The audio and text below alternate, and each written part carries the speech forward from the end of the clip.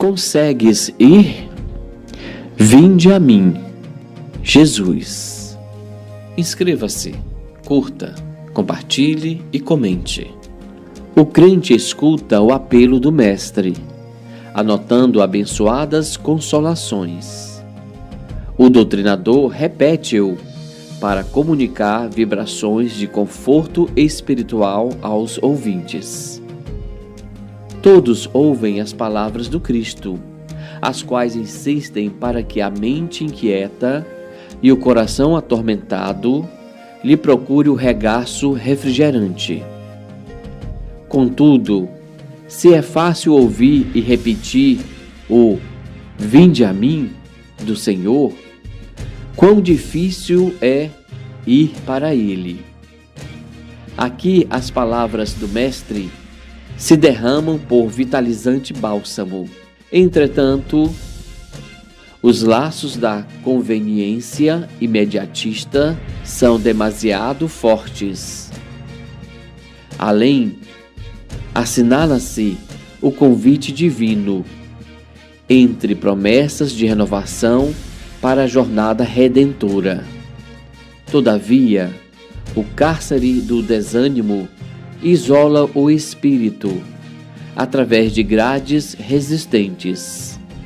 Acolá, o chamamento do alto ameniza as penas da alma desiludida. Mas é quase impraticável a libertação dos impedimentos constituídos por pessoas e coisas, situações e interesses individuais, aparentemente inadiáveis. Jesus, o nosso Salvador, estende-nos os braços amoráveis e compassivos. Com ele, a vida enriquece-á de valores imperecíveis, e à sombra dos seus ensinamentos celestes seguiremos, pelo trabalho santificante, na direção da pátria universal. Todos os crentes registram-lhe o apelo consolador, mas raros se revelam suficientemente valorosos na fé para lhe buscarem a companhia. Em suma, é muito doce escutar o "Vinde a mim". Entretanto, para falar a verdade, já consegues ir? Inscreva-se, curta, compartilhe e comente.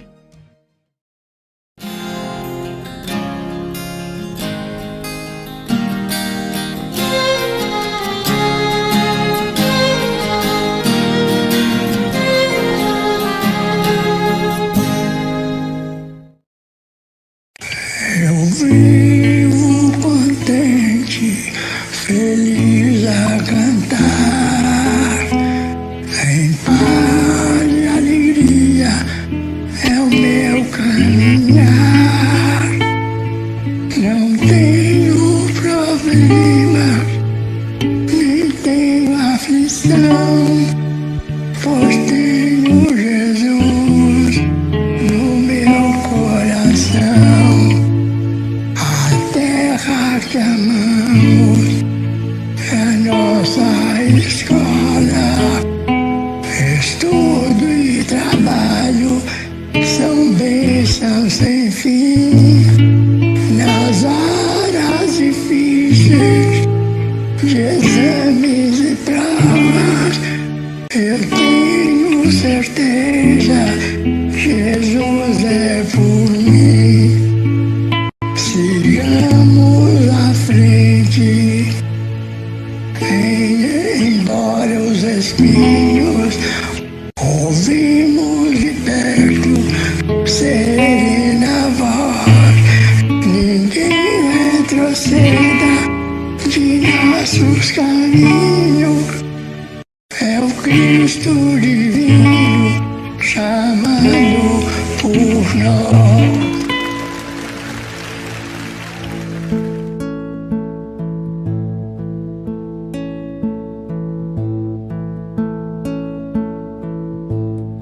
Eu vivo contente contente, feliz a cantar,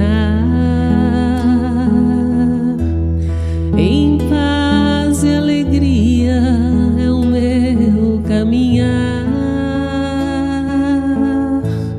Não tenho problema, nem tenho aflição, pois tenho Jesus no meu coração. A terra que amamos é a nossa escola. Estudo e trabalho são bênçãos sem fim. Nas horas difíceis de exames e provas, eu tenho a certeza, Jesus é por mim. Sigamos à frente, embora os espinhos. Ouvimos de perto serena voz. Ninguém retroceda de nossos caminhos. É o Cristo divino chamando por nós. Eu vivo contente, feliz a cantar, em paz e alegria é o meu caminhar. Não tenho problema, nem tenho aflição, pois tenho Jesus no meu coração. A terra que amamos é a nossa escola. Estudo e trabalho são bênçãos sem fim. Nas horas difíceis de exames e provas, eu tenho a certeza, Jesus é por mim. Sigamos à frente, embora os espinhos. Ouvimos de perto serena voz. Ninguém retroceda de nossos caminhos. É o Cristo divino chamando por nós. Ninguém retroceda de nossos caminhos. É o Cristo divino chamando por nós.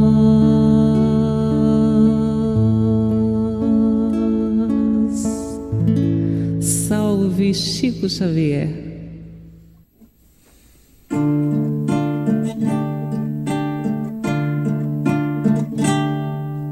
Meu irmão, tuas preces mais singelas são ouvidas no espaço ilimitado, mas sei que às vezes choras consternado ao silêncio da força que interpela.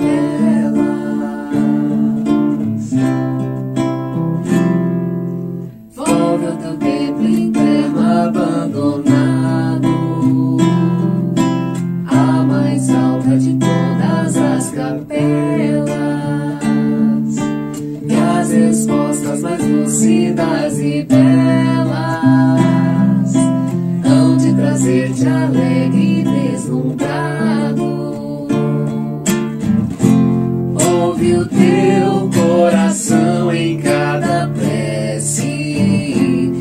Deus responde em ti mesmo e te esclarece com a força eterna da consolação.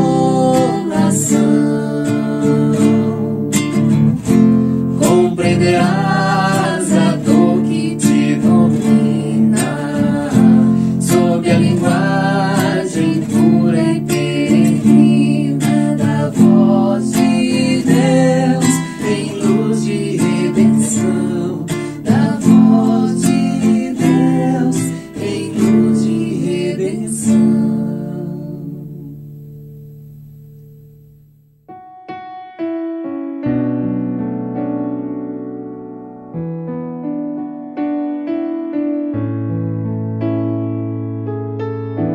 Obrigado, Senhor, porque és meu amigo, porque sempre comigo tu estás a falar no perfume das flores, na harmonia das cores e no mar que murmura o teu nome a rezar. Escondido tu estás no verde das florestas, nas aves em festa, no sol a brilhar, na sombra que abriga, na brisa amiga, na fonte que corre, ligeira a cantar. Te agradeço ainda, porque na alegria ou na dor de cada dia posso te encontrar. Quando a dor me consome, murmuro teu nome, e mesmo sofrendo eu posso cantar. Escondido tu estás no verde das florestas, nas aves em festa, no sol a brilhar, na sombra que abriga, na brisa amiga, na fonte que corre, ligeira a cantar. Obrigado, Senhor.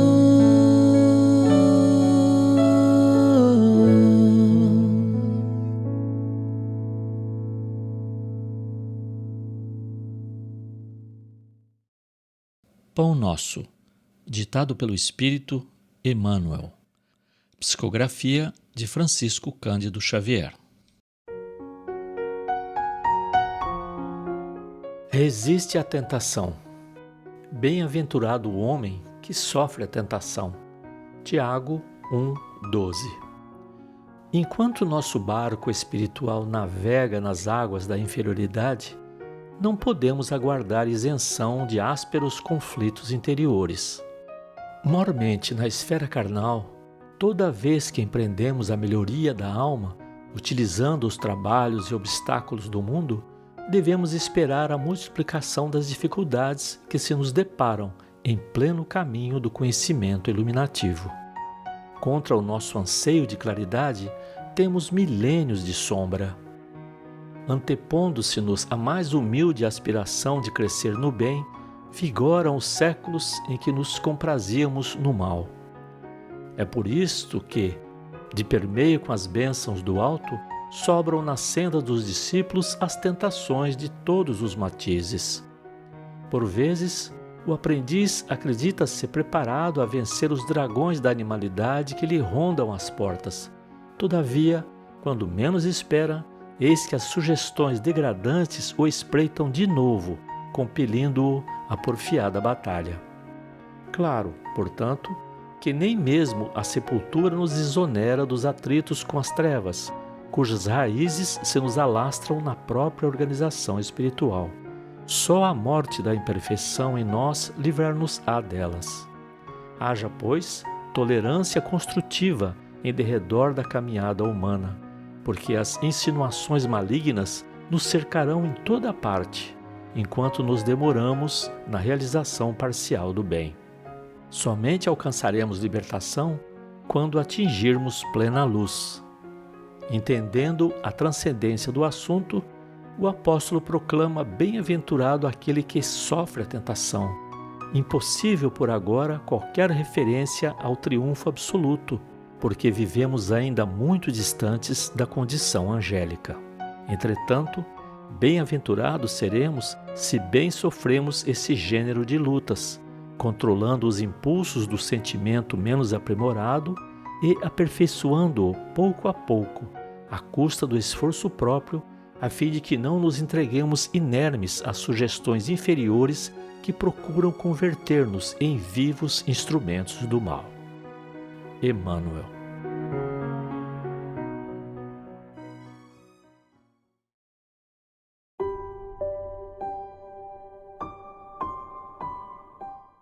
Boa noite a todos. Vamos então elevar nossos pensamentos a Jesus, procurar entrar em sintonia com os nossos mensageiros divinos. Amado Mestre Jesus, obrigado, Senhor Jesus, pela oportunidade de estarmos aqui reunidos em Teu nome, em um só pensamento, pensamento de esperança, de amor, de paz. Obrigado, Senhor Jesus, pelo Teu Evangelho de amor, Evangelho que ilumina o nosso caminho. Nos dê força, coragem, Mestre, para que a gente possa levar na nossa caminhada os Teus ensinamentos, através do exemplo, através de uma palavra amiga. Te pedimos ainda, Mestre Jesus, que abençoe todos aqueles que estão assistindo esta reunião na noite de hoje. E que essas bênçãos possam se estender a todos do nosso planeta. Mestre, obrigado pela vida, pelas oportunidades de aprendizado a cada dia. Nós te pedimos, Senhor Jesus, que nos fortaleça na esperança e no amor. Pai nosso que estais no céu, santificado seja o vosso nome. Venha a nós o vosso reino. Seja feita a vossa vontade, assim na terra como nos céus. O pão nosso de cada dia nos dai hoje. Perdoai as nossas ofensas, assim como nós perdoamos aqueles que nos têm ofendido. Não nos deixeis cair em tentações e livrai-nos, Senhor, de todo mal. Com essa prece, nós vamos iniciar a nossa reunião da noite, pedindo a Jesus que faça morada em nossos corações e nos fortaleça a cada dia. Que assim seja.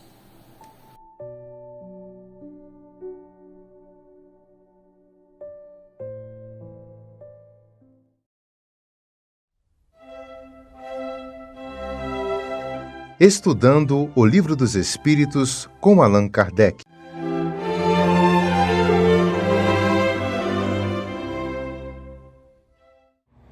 Boa noite a todos, que Jesus nos abençoe, hoje e sempre.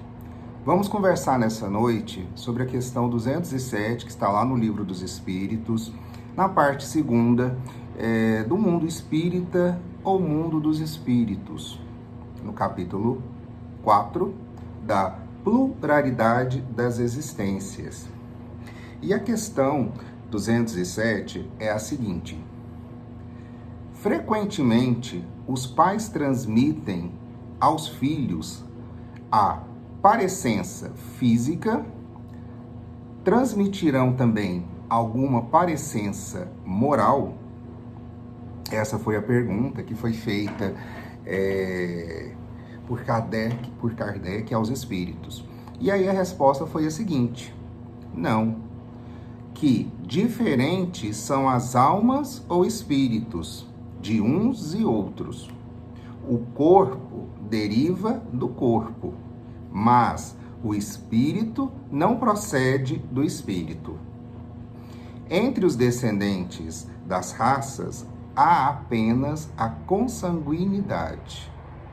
E aí, dentro dessa mesma questão, Kardec perguntou o seguinte: de onde se originam as parecenças morais que costumam haver entre pais e filhos? Lembrando que parecenças, só para esclarecer, são as semelhanças, né? Então, aqui, de onde se originam as semelhanças morais que costumam de haver entre pais e filhos? E a resposta foi a seguinte: é que uns e outros são espíritos simpáticos, que reciprocamente se atraíram pela a sua analogia de pendores, ou seja, são espíritos simpáticos que se atraíram. E aí, Miramês traz um comentário para nós sobre essa questão, que é a seguinte: a semelhança física é uma realidade. São características que, por vezes, se herdam dos ancestrais. E nesse fio quase interminável que se sucede na expansão familiar, aparecerão, juntamente com o físico, variadas enfermidades ou predisposições para tais. Se isso ocorre, não é que os descendentes pagam pelos avós, pais ou tios, mas por estarem envolvidos no mesmo processo de evolução. Em quantas faltas familiares se encontram envolvidos inúmeras pessoas? No entanto, a misericórdia divina é a divina mão que abençoa e deixa os recursos ao alcance das próprias mãos, para que sejam aliviadas as provas, desde quando o sofredor de hoje, que foi o que fez sofrer ontem, se arrependa e conserte a direção dos seus passos. Não há injustiça na contabilidade divina. Ninguém recebe o que não merece. Mas, mesmo recebendo o que merece, Jesus se encontra lado a lado com o sofredor, com a sua presença incomparável, e nos diz: a paz esteja convosco, e alivia o nosso fardo. E ainda diz: vá e não peques mais. Já comentamos que o espírito não gera o espírito, não procede do espírito, como nos ensina o Livro dos Espíritos, obra inspirada e assistida por Jesus. Entretanto, pode acontecer que surjam em uma família semelhanças morais por afinidade, por simpatia dos grupos de almas em processo de evolução. Desde quando os pais ou mesmo os avós exercitem determinadas virtudes, a magnitude dessas radiações podem atingir os descendentes, que se encontram em princípio de maturidade, porque a lei nos garante que, em todos os esforços que fazemos para o bem, entramos em sintonia com esse bem, que é imortal na sua amplitude de vida. É bom que se saiba que, Herança não significa recebimento sem preparo. A analogia é que abre as portas para tais acontecimentos. Em tudo a justiça opera, deixando que o amor se solidifique para engrandecimento da vida. É bom que se observe que, porém, nem todos os descendentes de uma família têm semelhança nas características morais. Nesses, a natureza se faz como que esquecida por determinação divina, para que não aconteça o que não pode ser, como é frequentemente em todos os conjuntos familiares, onde muitos não herdaram as enfermidades de seus ancestrais, as enfermidades que seus ancestrais padeciam. Não podemos generalizar esses acontecimentos sem analisar o passado de cada um. Os processos evolutivos, os departamentos espirituais de cada ser são diferentes na pauta do tempo. A criatura, para ser aditada à vinda da Terra, deve e tem de buscar a harmonia de seu mundo interno. E o caminho a ser trilhado para isso é Jesus Cristo. Passando por ele, a extensão se alarga e passamos a ter olhos para ver e ouvidos para registrar a sua voz divina e amiga, a nos conduzir para o céu de nós mesmos.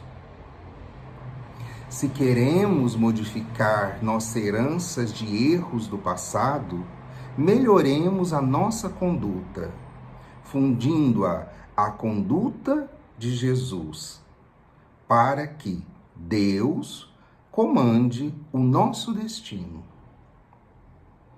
modulando os nossos sentimentos de modo a agilizar os nossos pendores nos conceitos da verdade e da sabedoria. É bom lembrar que nem sempre são espíritos afins que formam uma família.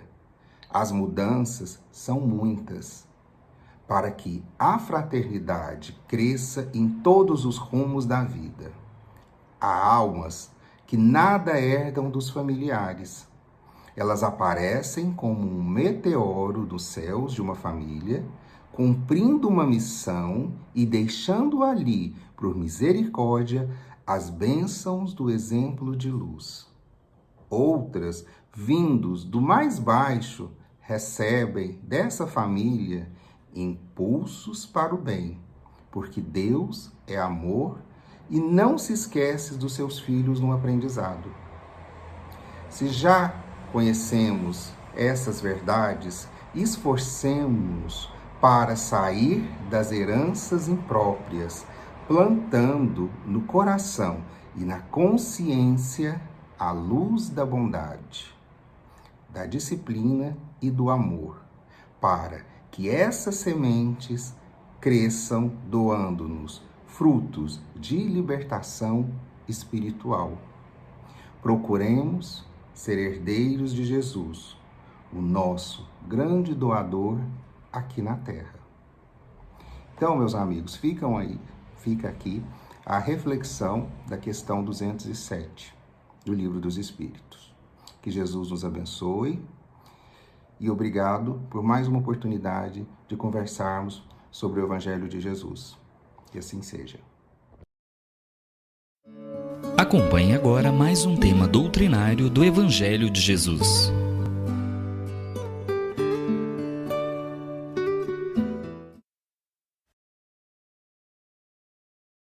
Nossa boa noite a todos. Que a paz do nosso Mestre Jesus esteja conosco nessa noite de hoje. Como sempre, é um prazer, uma alegria, quando a gente recebe um convite dessa casa para poder divulgar, trocar algumas ideias acerca do Evangelho de Jesus. Eu realmente me sinto muito feliz. É a segunda vez já que a gente vem, mesmo que virtualmente, poder falar do Evangelho na casa de Aniceto, essa casa que nós tanto amamos. É interessante porque, de alguma maneira, a distância que nos separa nesse momento, ela desaparece. Nós nos sentimos como que pertinho de vocês, sentimos o nosso coração cercano a essa casa espírita, a esse bairro, a essa cidade onde nós nascemos, crescemos. Então, é uma alegria muito grande. Eu agradeço de coração a vocês. E fiquei também muito feliz quando o irmão Sérgio, ele me passou o tema, a proposta da noite de hoje, que é o Sermão da Montanha, o capítulo 7 do Evangelho segundo o Espiritismo. E o capítulo 7 é o capítulo que abre o Sermão da Montanha, as Bem-aventuranças, que eu considero um dos maiores poemas de Jesus que ele ofertou à humanidade, que são as bem-aventuranças. Então, justo esse capítulo inicia com a primeira bem-aventurança, que é essa: bem-aventurados os pobres de espírito. E é o que a gente vai tentar falar um pouquinho na noite de hoje. Para a gente tocou o item, o que é preciso entender por pobres de espírito. Porque nos parece que há uma certa confusão, às vezes, em entender, na verdade, o que é ser pobre de espírito. Bom, a princípio, eu gostaria de levantar a fala do nosso irmão Mahatma Gandhi. Ele dizia algo muito interessante. Ele dizia que se toda a literatura religiosa do mundo fosse queimada e restasse apenas o Sermão da Montanha ou o Sermão do Monte, nada estaria perdido. Ou seja, se tudo que Jesus falou, se todas as literaturas religiosas fossem queimadas, desaparecessem, mas ficasse o Sermão do Monte, nada estaria perdido. E ele ainda dizia que se o cristianismo fosse o Sermão do Monte, ele seria cristão. Então, essa criatura, esse espírito de uma grandeza extraordinária, ele entendeu o significado do Sermão do Monte. Quando Jesus subiu a montanha, subiu o monte e cantou as bem-aventuranças. Cantou esse código, vamos assim dizer, de leis morais que regem o nosso universo e que deveria reger também a vida de cada um de nós. Essa é a proposta de Jesus, a proposta do Evangelho: renovação, vida nova, homem novo, despertamento, reforma íntima. Então Jesus, ele trouxe essa mensagem imortal de Deus. Ele trouxe esse presente para a humanidade, quando ele, segundo os espíritos superiores, sobe o monte, o alto da montanha e canta as bem-aventuranças.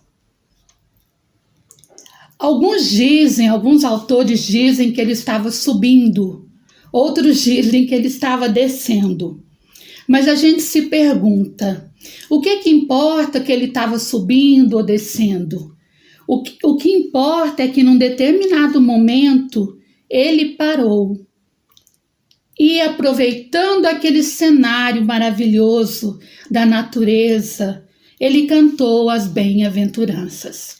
Ele reuniu em torno de si a multidão e começou a falar.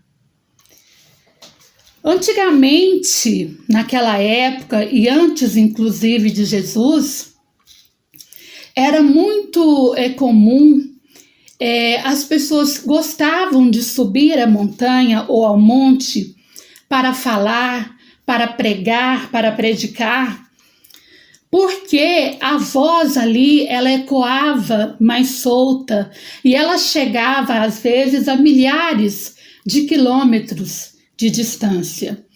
Então Jesus reúne a multidão e canta as bem-aventuranças. Igual Moisés também, né? Quando ele subiu também o Monte Sinai e recebeu os 10 mandamentos, né, diretamente na pedra, através de uma mediunidade muito peculiar, que nós não vamos, por suposto, entrar nesse detalhe, mas é interessante também que ele também subiu ao Monte Sinai.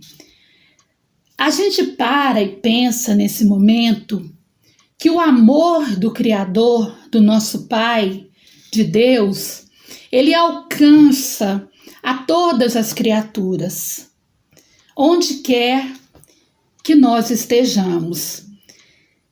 Então, os Espíritos já vêm nos dizer que não é por acaso que essa bem-aventurança é a primeira. Bem-aventurados os pobres de espírito. Ou seja, bem-aventurados os humildes de coração. Porque a humildade, ela tem que vir primeiro para que logo as outras virtudes, possam ir se desenvolvendo em seguida.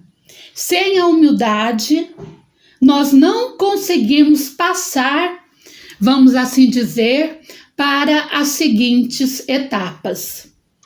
Isso a gente aprende com os grandes estudiosos do Sermão do Monte. O nosso irmão Haroldo Dutra Dias, ele faz um trabalho maravilhoso sobre o Sermão da Montanha, e ele nos diz isso, que a humildade vem em primeiro lugar, porque como que ela abre as portas para que todas as outras virtudes possam ir entrando, acontecendo na nossa vida, desenvolvendo dentro do nosso coração. Por isso Jesus fala: bem-aventurados são os pobres de espírito. E é interessante quando a gente vai estudar, se a gente voltar lá atrás no Velho Testamento, a gente vai encontrar essa palavra, pobre de espíritos, também utilizada pelos profetas daquela época. Nós pesquisamos, por exemplo, e encontramos que o profeta Isaías, lá atrás, antes de Jesus, tem uma passagem muito bonita de Isaías, que está no capítulo 66, versículo 2. Eu vou ler com a permissão de vocês, porque ela é muito bonita, falando dos pobres de espírito naquela época. Ele diz assim, resumindo um pouquinho: eis para quem estão voltados meus olhos, para o pobre e para o abatido, para aquele que treme diante da minha palavra. Olha que coisa maravilhosa que ele diz, o profeta Isaías: meus olhos estão voltados para o abatido e o pobre. E seguimos pesquisando E encontramos também no capítulo 57 de Isaías, versículo 15, uma outra fala muito interessante, quando ele diz assim: porque assim diz aquele que está nas alturas, em lugar excelso, que habita a eternidade, e cujo nome é santo. Eu habito em lugar alto e santo, mas estou junto com o humilhado e desamparado, a fim de animar os espíritos desamparados, a fim de animar os corações humilhados. É lindo, verdade? Eu achei linda essa fala do profeta Isaías, quando diz que o que ele quer é estar junto com o humilhado e com o desamparado, ou seja, com os pobres de espírito. É interessante a gente pensar que isso que nós estamos falando, que nós acabamos de ler, é uma tradução do texto hebraico que fala do abatido. Quem é o abatido? O abatido é aquele contrito, é aquele curvado ao passo de algum fardo, ao passo dos problemas, das dores. É o quebrantado pelas provações da vida. Esse é o abatido. Mas na época de Jesus, há 2000 anos atrás, tem uma coisa interessante. As pessoas, em geral, o povo, eles falavam mais o aramaico, não falavam tanto o hebraico. Tudo aquilo que era lido, estudado, as orações, elas eram feitas em aramaico. Isso é muito interessante quando a gente vai estudar. E Jesus, um dia, ele entra na sinagoga e começa a ler esse texto de Isaías, esse que nós acabamos de ler agora, essa maravilha de texto. E ele começa falando assim: eis que se cumpriu a profecia do profeta Isaías. Só que ele começa lendo, já traduzindo para o aramaico e interpretando. Olha que maravilha! Lendo e já interpretando. E aí vem a beleza desse texto na interpretação do nosso mestre. Ele diz assim: os céus são o trono da minha glória, e a terra é um apoio para os meus pés. Qual a casa que vocês poderiam construir diante de mim? E qual é o lugar para a morada da minha presença? Ele pergunta: qual é o lugar para a morada da minha presença? Aí a gente lembra quando Estevão, lá no livro Paulo e Estevão, que foi psicografado por Francisco Cândido Xavier, ditado por Emmanuel, e lá o personagem de Estevão, ele diz o seguinte, que Deus não habita em templos humanos. Deus habita dentro do coração de cada um de nós. E nesse caso, no coração dos pobres de espírito, no coração dos humildes, trazendo essa mensagem maravilhosa do Evangelho da noite para nós. Então Jesus continua lá na sinagoga e diz assim: eu, porém, vos digo, minha vontade é olhar para o humilhado, para o humilde, para o abatido, que treme diante da minha palavra. Olha que linda essa tradução, essa fala de Jesus.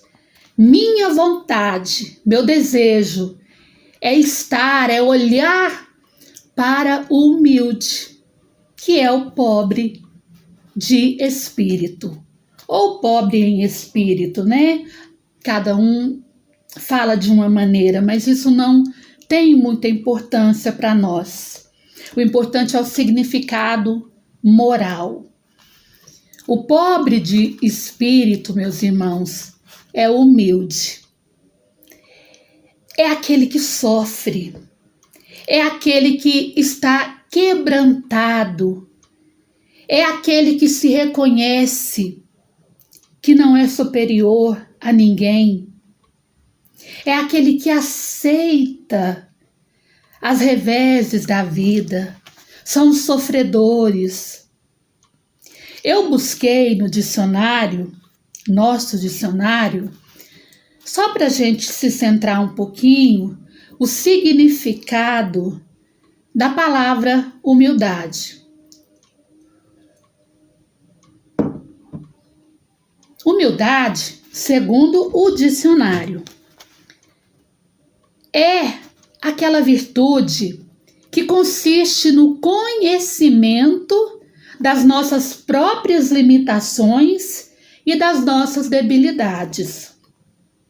É um dos conceitos de humildade que está no dicionário, ou seja, é uma virtude que consiste em que a gente conheça ou reconheça em nós as nossas limitações e as nossas debilidades, que não somos em nenhum momento superiores a ninguém.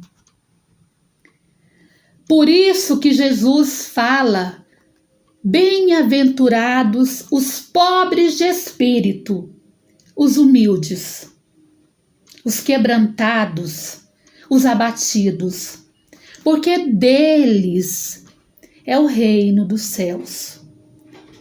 E o que é preciso entender por pobres de espírito? Essa afirmação, às vezes, ela é muito mal compreendida. Muitas vezes a gente acha até que está ofendendo alguém e fala assim: ai, fulano é um pobre de espírito, um miserável, pensando que estamos ofendendo, sem entender que, na verdade, a pobreza de espírito que Jesus fala no Evangelho é essa virtude. Pobreza de espírito, meus irmãos, não quer dizer pobreza material, não quer dizer pobreza na maneira de falar, de vestir, de onde a pessoa vive. Não tem nada a ver com essas coisas materiais. Pobreza de espírito é justamente essa virtude que abre caminho para todas as outras. Por isso Jesus inicia as bem-aventuranças com ela. Bem-aventurados, ou seja, felizes os pobres de espírito, felizes os humildes, porque deles é o reino dos céus. Felizes daqueles que não se sentem superior às outras pessoas, que não trazem dentro de si o orgulho, que é, junto com o egoísmo, segundo o Evangelho de Jesus, as maiores chagas da humanidade, porque o orgulhoso, ele é exatamente o oposto ao pobre de espírito. O orgulhoso, ele é aquele que se sente superior a todos os demais. Ele acha que ele é melhor que todo mundo. Ele acha que só ele que está certo. Ele acha que tudo gira em torno dele. Ele não aceita ser chamado atenção. Já a humildade é o contrário. Essa pessoa tranquila, essa pessoa que busca vivenciar dia a dia os ensinos de Jesus e que não tem nada a ver com a roupa que ela está usando ou com os bens materiais que ela possui. Nós sabemos, meus irmãos, que existem muitas pessoas pobres, materialmente falando, que são orgulhosas, que estão cheias de vaidade, de orgulho, de egoísmo. E também existem pessoas ricas, afortunadas materialmente falando, que são humildes, que são serenas, que estão buscando o caminho do bem, que estão se esforçando para ser pessoas melhores, que estão utilizando a riqueza para beneficiar o próximo, beneficiar a comunidade em que vivemos. Então, não vamos vincular pobre de espírito com pobreza material, com andar mal vestido, com ser mendigo, porque uma coisa não tem nada a ver com outra. O pobre de espírito é o rico em humildade. Essa virtude maravilhosa que nos aproxima de Deus. E o nosso irmão Emmanuel, ele tem uma definição de humildade que eu acho maravilhosa. Eu me sinto encantada quando eu leio essa definição, porque eu acho que ela vem de encontro àquilo que nós espíritas buscamos. Nós temos essa definição que falamos do dicionário, que está correta, mas temos uma definição linda de Emmanuel, que ele nos traz no livro Pensamento e Vida, no seu capítulo 24. E ele diz o seguinte, que humildade é o reconhecimento da nossa pequenez diante da grandeza do universo. Eu vou repetir. Humildade é o reconhecimento da nossa pequenez diante do universo. Ser pobre de espírito é ser humilde. É nos reconhecer pequenos diante da grandeza do nosso Criador.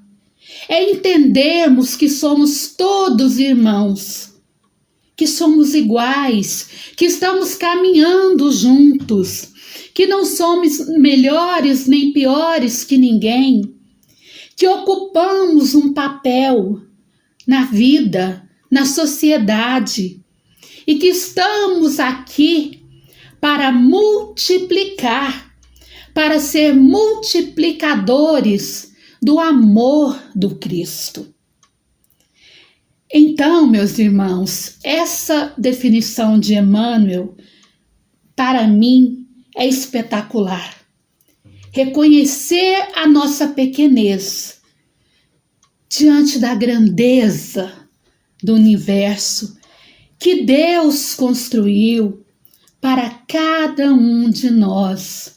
Lembrando que Jesus já falava no Evangelho que na casa do Pai existem muitas moradas, nós vivemos em uma e já estamos nos preparando nesse momento de transição para que essa morada seja um lugar melhor, onde espíritos comprometidos com o bem, com o amor, com as ensinanças de Jesus, vão trabalhar nesse processo de multiplicação dos pães, de multiplicação do amor de Jesus entre toda a humanidade. Bem-aventurados, sim, os pobres de espírito. Felizes os pobres de espíritos, porque deles é o reino dos céus. Felizes os humildes. Felizes os que passam pela porta estreita. E eu gostaria de encerrar deixando para nossa reflexão uma historinha muito linda que está nesse livrinho aqui maravilhoso que eu adoro, que é a Boa Nova. Bom, ele está em espanhol, não tem problema, mas é a Boa Nova. Boa Nova quer dizer boa notícia.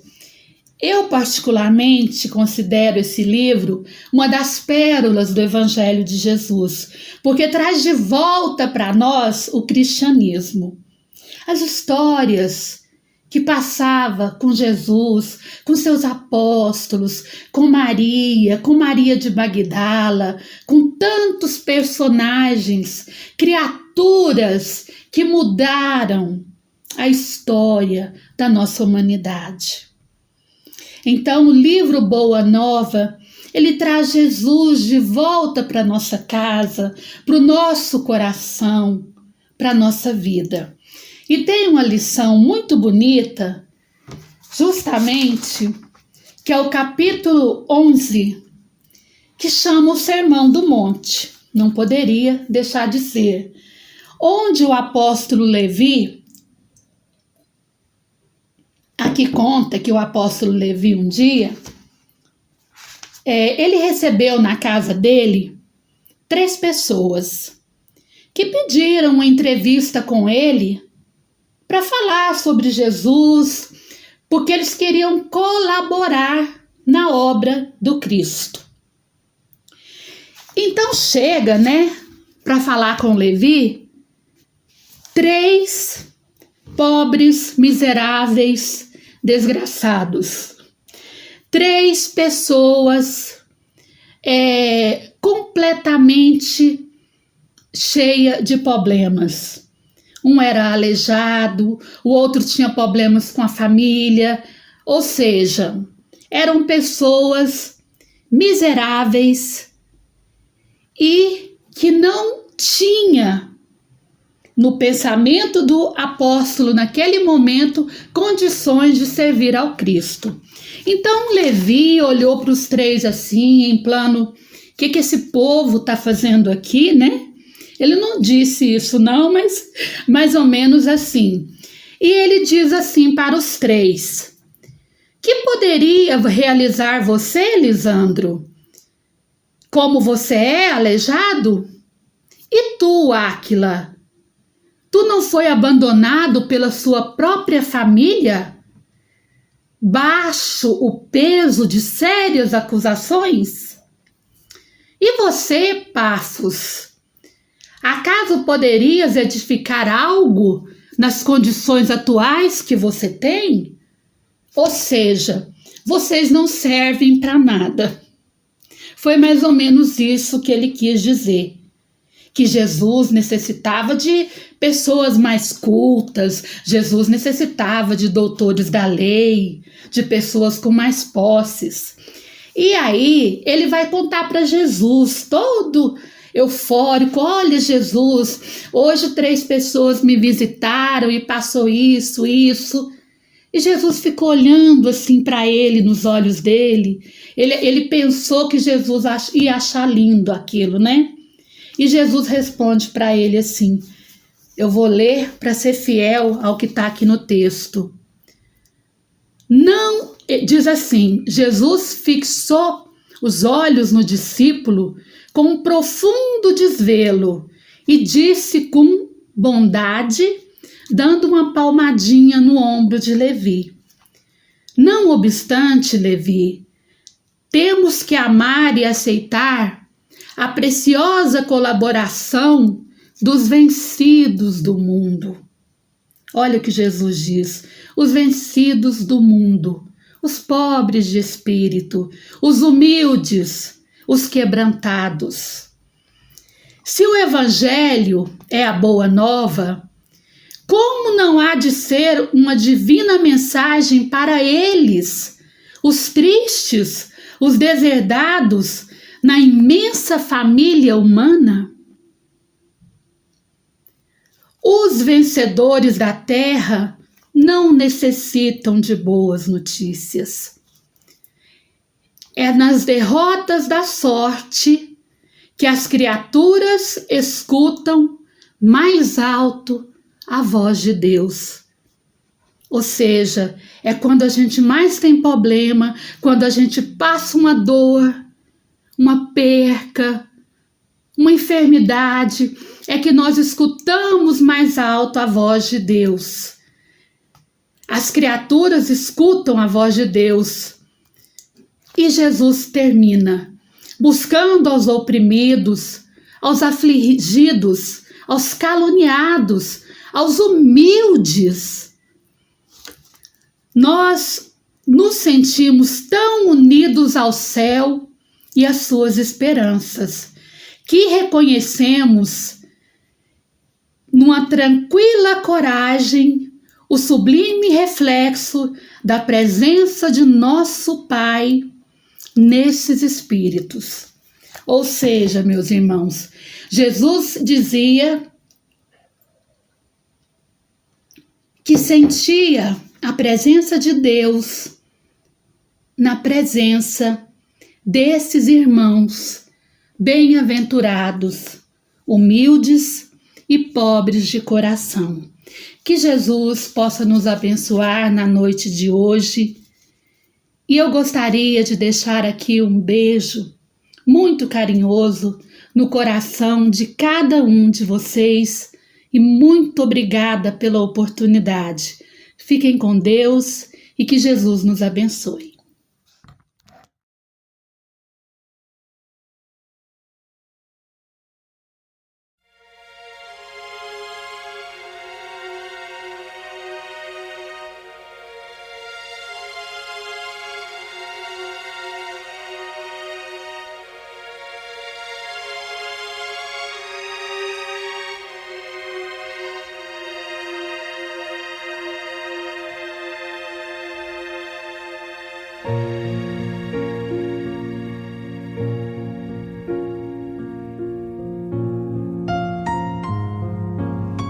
Queridos irmãos em Cristo, nesse momento de suave meditação, pedimos a presença de espíritos amigos para esse passe. Senhor de infinito poder e bondade, ajudai-nos a retirar da nossa mente todos os pensamentos negativos que se encontram alojados em nossa alma, fruto da nossa condição de ser imperfeito. Que ideias de vingança, pensamentos inferiores e egoístas sejam afastados da nossa mente. Que os desequilíbrios emocionais, a ansiedade, impaciência e estresse sejam corrigidos, visando uma nova harmonia do nosso ser. Que todas as doenças alojadas em nosso corpo tenham seu mecanismo de enfermidade interrompido no nosso sistema de defesa orgânico e inicie a revitalização da nossa saúde.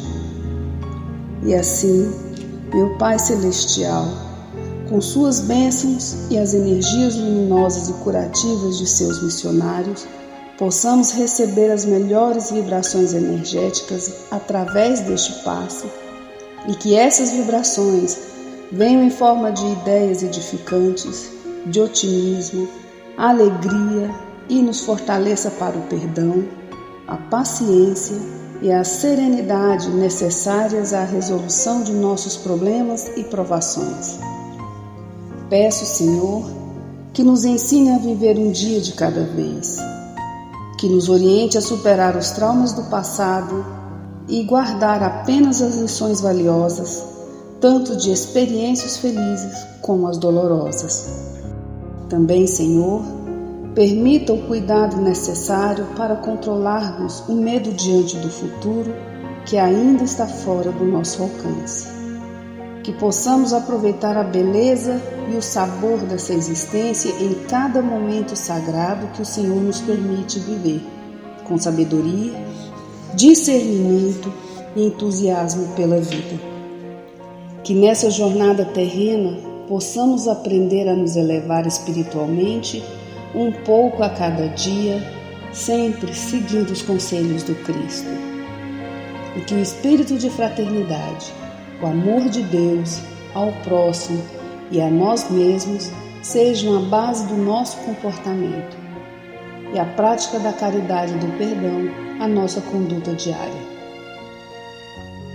E dessa forma possamos ser merecedores das suas bênçãos, nos fortalecendo e curando nossas enfermidades por sua intercessão misericordiosa. Em nome de Jesus, agradecemos por tudo que recebemos até o dia de hoje, rogando mais uma vez a tua proteção, o teu amor e a tua paz.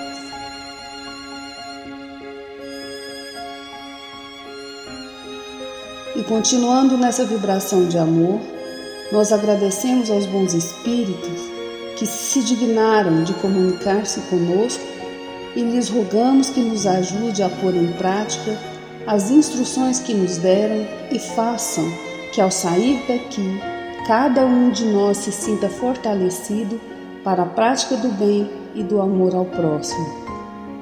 Também desejamos que as suas instruções aproveitem aos espíritos sofredores, ignorantes ou viciosos, que tenham participado da nossa reunião e para os quais imploramos a misericórdia de Deus. Que assim seja.